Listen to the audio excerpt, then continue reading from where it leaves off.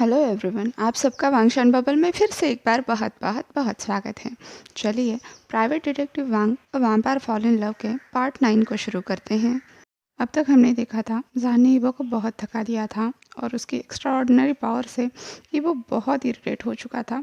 और जब वो सोने की कोशिश कर रहा था तो जान कैट वीडियोज़ को एंजॉय कर रहा था। इससे इरिटेट होकर ईवो ने उसे रूम से बाहर जाने के लिए कहा, पर जान के बिना उसे नींद नहीं आ रही थी। इसलिए जब वो जान को ढूंढने गया तब उसने देखा जान किसी के पीछे बहुत तेज़ भाग रहा है।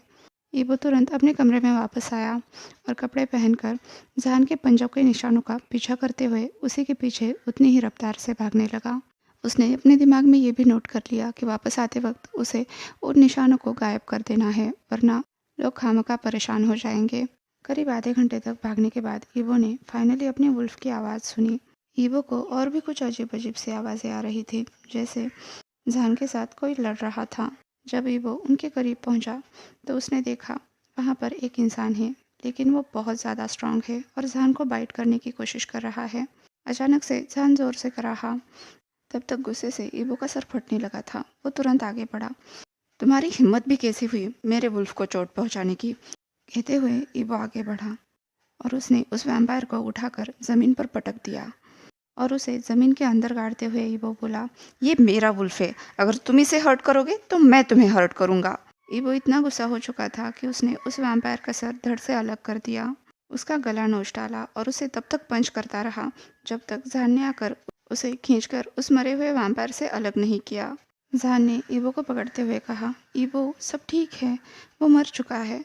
ईवो ने अब कहीं जाकर जान की तरफ देखा जो बिल्कुल नेकेड था और उसके फसलियों पर चोट लगी थी। उस वैम्पायर ने जान को काटा नहीं था, बल्कि उसने अपने पंजे उसकी फसलियों में गड़ा दिए थे। ईवो ने अपना रुमाल निकाल कर बड़े ही प्यार से जान का वाउंड साफ किया, उस जगह पर किस किया। मैं ठीक हूँ ईवो, कहकर जान ने ईवो को गले से लगा लिया और ईवो ने राहत की सांस ली। अब जान ने ईवो को बताया कि जैसे ही वो लिविंग रूम में आया उसे घर में एक वैम्पायर होने का एहसास हुआ। शायद वो घर में घुसने की कोशिश कर रहा था, इसलिए जान उसका पीछा करने लगा। और इतनी दूर आने के बाद जब अचानक से उसने ईवो की खुशबू सूंघी तो वो डिस्ट्रैक्ट हो गया और इसी का फ़ायदा उठाकर वैम्पायर ने उस पर हमला कर दिया। वरना किसी वैम्पायर में इतनी ताकत नहीं कि वो जान को चोट पहुंचा सके। अब जान ने ईवो की तरफ मुस्कुराते हुए देखकर कहा, तो मैं तुम्हारा वुल्फ हूँ। जान ईवो को उसकी चोट से डिस्ट्रैक्ट करना चाहता था और ये काम भी कर गया। ईवो तुरंत अकड़ते हुए बोला, तो मैं तुम्हारा मास्टर हूँ, तो तुम मेरे ही वुल्फ हो ना? जान ने मुस्कुरा कर कहा, बस तुम्हारा। ईवो ने कहा, हे पर तुम ऐसे नेकर घर वापस नहीं जा सकते। चलो मैं तुम्हें अपना जैकेट देता हूँ, पर ये तुम्हारी हाइट के हिसाब से बहुत छोटा होगा। तुम्हारा लोअर हाफ तो फिर भी दिखाई देगा। जान ने कहा, कोई बात नहीं, मैं फिर से शिफ्ट कर लूँगा। ईवो ने कहा, चलो फिर वापस चलते हैं। ठीक है, कहकर जान ने ईवो को किस किया और फिर से एक बार वाइट वुल्फ में बदल गया। ईवो ने उसके सॉफ्ट फर को महसूस करते हुए उसके बदन पर हाथ फिराया तो वो भी ईवो के पास झुक गया। तभी ईवो को ख्याल आया कि वापस जाने से पहले उन्हें इस डेड वैम्पायर को ठिकाने तो लगाना पड़ेगा। उसने जब मुड़कर उस वैम्पायर की डेड बॉडी की तरफ देखा तो वहाँ पर बस राख और कुछ खून पड़ा था। अचानक से ईवो के अंदर कुछ तो टूटने लगा। वो कुछ देर तक उसी जगह को निहारता रहा। जब वो मर जाएगा तब क्या उसका हाल भी ऐसा ही होगा? कुछ ही देर में वो राख हवा में मिल गई और पीछे कुछ नहीं बचा। साथ में ईवो को ये भी लग रहा था, तो इसका मतलब मैं मर तो नहीं सकता, पर कोई मुझे मार ज़रूर सकता है।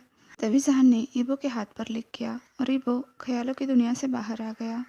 उसने पास के पेड़ से एक टहनी तोड़ ली और जहान की पीठ पर बैठते हुए उसके पीछे उसके पैरों के निशान मिटाता हुआ चलने लगा। जब दोनों घर पर पहुंचे, जहान फिर से एक बार ह्यूमन फॉर्म में शिफ्ट हो गया। ईवो ने देखा उसका जख्म अब काफ़ी हद तक भर चुका है। जब जहान वापस अपने रूम में जाने लगा तो ईवो ने उसका हाथ पकड़ लिया और उसे खींचकर अपने रूम में ले गया। उसने कहा, सेक्स नहीं, पर हाँ, मैं तुम्हारी बाहों में तो सो सकता हूँ, तुम्हें कडल करके। तुरंत जहान ने ईवो को अपनी बाहों में ले लिया। ईवो को उसकी वार्मथ वापस मिल गई। उसे फिर से एक बार सेफ लगने लगा। उसके दिमाग में उस वैम्पायर का ख्याल आया जिसने जहान को चोट पहुंचाई थी। ईवो खुद इस बात से हैरान था कि जहान पर अटैक करने पर उसे इतना गुस्सा क्यों आया।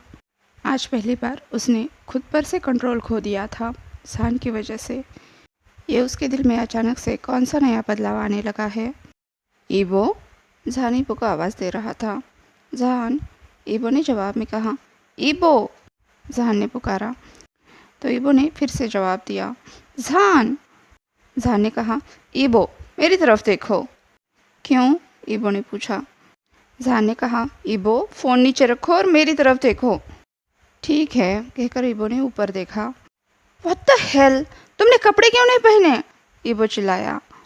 जहान ने कहा। तुमने ये सब बाइट मार्क्स देखे? ईबो ने पूछा। तो जहान ने कहा। तुमने मुझे इतने ज़ोर से क्यों काटा?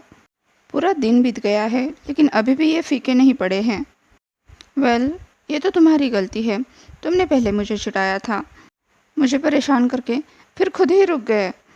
जहान ने कहा। ईबो, तुम इस तरह से नहीं कर सकते। हाँ? ईबो ने पूछा। जहान ने कहा। तुमने मुझे हर तरफ काटा है, इतना ही नहीं मेरे नेक पर भी, जहाँ पर सब लोग देख सकते हैं। ईबो ने पूछा। क्यों? तुम तो मुझसे प्यार करते हो ना, तो इसे दिखाने में प्रॉब्लम क्या है? जहान ने कहा। मान भी लो ये सब तुमने इसलिए किया क्योंकि मैं बुक स्टोर में एक लड़के की तरफ देख रहा था। ईबो ने कहा। बिल्कुल नहीं। जहान ने कहा। सच बताओ। तुम इतने गुस्सा हो चुके थे कि वहाँ से खींचकर मुझे घर ले आए और उसी वक्त तुम मुझे चाहते थे, और जब मैं नहीं माना तब तुम और भी गुस्सा हो गए और मुझे इस तरह से बाइट करने लगे, वो भी इतनी ज़ोर से कि यहाँ पर निशान पड़ने चाहिए जो लोगों को दिखने चाहिए, ताकि सबको ऐसा लगे कि मेरे पास ऑलरेडी कोई है। ईबो ने कहा। नहीं, मैं ये नहीं मानता। तो जहान ने कहा। यह बिल्कुल सच है, तुमने जानबूझकर मुझे निशान दिए। तुम मुझे मार्क करना चाहते थे ताकि तुम ये सबको बता सको कि मैं सिर्फ तुम्हारा हूँ। ईबो ने कहा। तो गलत क्या है, तुम मेरे ही वुल्फ हो। जहान ने कहा। हाँ सच है, पर तुम्हें मुझे हमेशा मार्क करने की ज़रूरत नहीं है, और वैसे भी मैं उस लड़के को नहीं, उसके हाथ में पड़ी किताब को देख रहा था। कैसी किताब? ईबो ने पूछा। तो जहान ने कहा। वो एक अडल्ट किताब थी। कहते हैं कि लोगों के पढ़ने के तरीके से उनके व्यक्तित्व के बारे में पता चलता है, इसलिए मैं बस उस किताब को देख रहा था। ईबो ने कहा। ओह। जहान, क्या तुम्हें भी ऐसे गेम्स पसंद है? मेरा मतलब है अडल्ट गेम्स। जहान ने कहा। तुम ऐसा क्यों सोच रहे हो? ईबो ने कहा। क्योंकि मैं तुम्हें पट्टा पहनाने के बारे में सोच रहा हूँ। जब भी तुम किसी और की तरफ देखो, मैं खींचकर तुम्हें अपने पास लेकर आऊँ। जहान ने कहा। तुम मुझे पट्टा पहनाना चाहते हो, एक वाइल्ड वुल्फ को? तुम मेरे साथ कोई रिलेशनशिप नहीं रखना चाहते, फिर भी मुझे अपने कंट्रोल में रखना चाहते हो, क्यों? ईबो ने कहा। ऐसे ही, मैं बस इमेजिन कर रहा था कि तुम पट्टे के साथ कैसे लगोगे। जहान ने कहा। एक और शब्द और मैं तुम्हें छोड़ूंगा नहीं। ईबो ने कहा। यह भी तुम्हारी गलती है जहान, तुमने मुझे अपनी इतनी आदत डाल दी है कि अब मैं तुम्हारे बिना रह ही नहीं सकता। अब तो तुम्हें इस बात की जिम्मेदारी लेनी चाहिए। जहान ने कहा। ठीक है, जैसा मास्टर चाहे। ईबो ने कहा। चलो, खेल बहुत हुआ, अब कपड़े पहन लो। मैं नहीं चाहता मेरे इतने इम्पोर्टेंट क्लाइंट को तुम्हारी ग्लोरी के दर्शन हो। ठीक है, जहान ने कहा और वो बाथरूम में चला गया। जहान और ईबो लगभग एक हफ्ते से साथ रह रहे थे। अब दोनों के बीच में छोटे छोटे झगड़े भी होने लगे थे। हाँ, ये उनके प्यार करने का एक तरीका था। उनके झगड़ों में ईबो जितना चाहे सीरियस रहने की कोशिश करता, लेकिन वो कभी भी सीरियस नहीं हो पाता था। हर बात घूम फिर कर जहान के हैंडसमनेस पर आकर रुक जाती थी। ईबो ने कल ही योन को कॉल करके बताया था कि जहान अब से उसके साथ रह रहा है। योन इस बात पर ज़्यादा सरप्राइज़ नहीं हुआ, जैसे कि उसे पहले से ही पता हो आगे चलकर यही सब होने वाला है। माना कि वो सरप्राइज़ नहीं था, पर वो इस चीज़ को लेकर कुछ ज़्यादा खुशी भी नहीं दिखा रहा था। जहान का सामान कब का उसके फॉर्मर रूम में शिफ्ट हो चुका था, लेकिन जहान ने एक भी रात उस रूम में नहीं बिताई थी। ईबो सोच रहा था, अगर योन को ये भी पता चला तो क्या होगा। जब उसे पता चलेगा कि जहान रात भर उसे पकड़ कर सोता है, तब क्या होगा। और ख़ासकर जब उसे ये पता चलेगा कि ईबो को जहान के साथ रहकर इंसानों जैसा फील होता है, तब योन का क्या जवाब होगा। ये बात सच है, ईबो जब भी जहान के साथ होता था उसका दिल धड़कने लगता था, पर इस सब के बावजूद भी ईबो बार बार खुद को यही कहकर तसल्ली देता था कि वो बस जहान के साथ रह रहा है, वो उसे प्यार नहीं कर सकता। क्योंकि उसे जान से प्यार करने में सच में बहुत डर लगता था। जान के ग्रैंडपा ने वेयरवुल्फ और वैम्पायर मेट होते हैं, ये तो ईबो को बताया था। पर ईबो को पता था वेयरवुल्फ का लाइफ स्पैन एक ह्यूमन के जितना ही होता है। मतलब जान कुछ दिनों में बूढ़ा होकर मर जाएगा और ईबो हमेशा के लिए अकेला ही जिंदा रहेगा। जान उसकी आंखों के सामने चला जाएगा और ईबो चाहकर भी उसके साथ नहीं जा पाएगा। वो जितनी चाहे कोशिश करे खुद को ख़त्म नहीं कर पाएगा। क्या उस वक्त वो जान के बिना रह पाएगा, अकेला, हमेशा हमेशा के लिए? उसे खुद पता नहीं है वो कितने सालों तक जिंदा रहेगा। कभी कभी तो उसे ज़ोर से चिल्लाने का मन करता था, कहीं वो सच में जान से पागलों की तरह प्यार न करने लगे। हर दिन वो जान से प्यार न करने का एक नया बहाना ढूंढा करता था, लेकिन ये भी सच था, हर पल उतना ही ज़्यादा प्यार करने लगता था। और जब भी ये फीलिंग्स उसे समझ आती थी वो बहुत ज़्यादा गुस्सा हो जाता था। क्यों क्यों उसकी ज़िंदगी नॉर्मल नहीं है? क्यों वो अपनी ज़िंदगी जीकर मर नहीं सकता? वो कभी नहीं चाहता था कि वो अमर बने, फिर भी उसे क्यों जीना पड़ रहा है? और पता नहीं जान उसकी ये तकलीफ़ समझ भी पाएगा या नहीं। ईबो, क्या तुम सुन नहीं रहे हो? तुम्हारा सेलफोन कब से बजे जा रहा है? तभी जान ने चिल्लाकर ईबो को अपनी ख्यालों की दुनिया से बाहर खींच लिया। ईबो ने कहा, ओह, मेरा ध्यान नहीं था, मैं तो अपने ही ख्यालों में था। उसे उसके पहले केस के बारे में अपडेट मिल चुका था, वही लुटेरी दुल्हन वाला।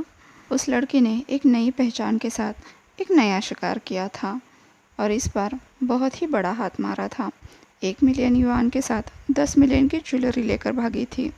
ईबो की पहचान पुलिस डिपार्टमेंट में जिस बंदे से थी, ईबो ने उसे कॉल लगाया।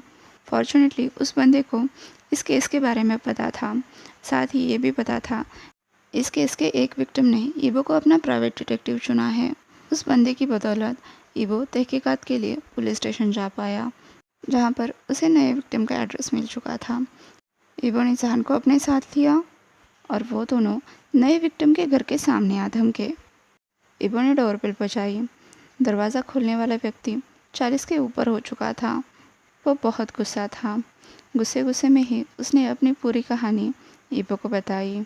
वो उस लड़की से एक बार में मिला था। उस वक्त उस लड़की ने ये कहानी बनाई कि उसके एक्स बॉयफ्रेंड ने उसे घर से बाहर निकाल दिया है। अब उसके पास रहने का कोई ठिकाना नहीं है, क्योंकि वो दूर गांव से यहाँ अपने बॉयफ्रेंड के भरोसे आई थी और उसके अलावा शहर में किसी को भी नहीं जानती थी। इस इंसान को वो लड़की बहुत प्यारी और मासूम लगी, इसलिए दोनों के बीच में नज़दीकियाँ बढ़ी।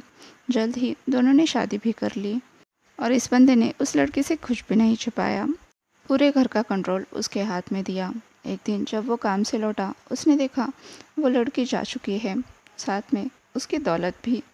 उस आदमी के कहे अनुसार वो लड़की बहुत ही मासूम दिखती थी, इसलिए कोई भी आदमी बड़ी ही आसानी से उसके जाल में फंस जाता था। जान ने पूछा, क्या वो लड़की पीछे कुछ छोड़कर गई है? उस आदमी ने कहा, कुछ नहीं, बस कुछ गंदे कपड़े। जान के कहने पर उस आदमी ने उस लड़की के गंदे कपड़े उसे दे भी दिए और जान ने उन्हें बैग में भी भर लिया। ये वो पहले ही समझ चुका था जान क्या करने की कोशिश कर रहा है। जब दोनों ने उस आदमी को अलविदा कहा तो उस आदमी ने कहा, अगर वो उस लड़की को ढूंढने में कामयाब रहे तो वो उन्हें बहुत बढ़िया इनाम देगा।